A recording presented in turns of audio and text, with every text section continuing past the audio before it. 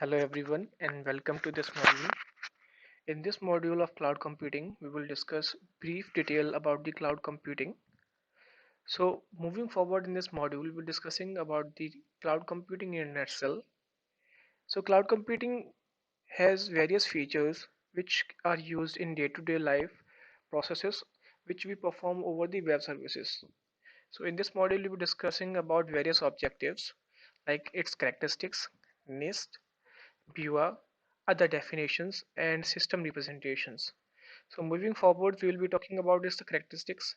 Means cloud computing consists of a business models which describes on-demand delivery of computing power and also consumer pays provider based on the usage. Means if a consumer is using the service, then he or she might have to pay the usable amount which has been allotted by the company for the particular use.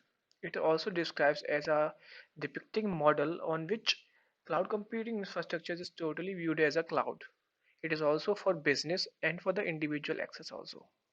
So there are various definitions which are given to the cloud computing nutshell by various institutes and various personalities in the form of articles. So we'll talk about NIST and BUA. NIST is just like a institute of standard and technology which formalize the rules and regulation and maintains the standard of the internet protocols. And also Mr. BUA has also written an article related to the cloud computing about its features and about its definition. So moving forward for other definitions. So if we talk about cloud, then it should have some sort of characteristics like pay per use means a person is using any service, then he or she has to pay for that only. And other than that, the elastic capacity and the illusion of infinite resources means the capacity should be more than the physical capacity in the virtual web or the virtual platforms like servers. So cloud should also have a self-service interface.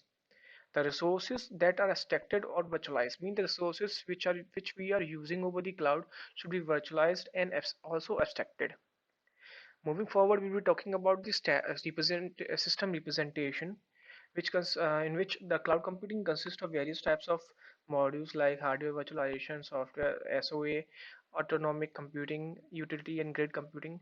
Grid computing and utility computing are various and important features of cloud computing which we will be discussing in the further modules. So that's all for this module. Let's see what we'll be discussing in the next modules.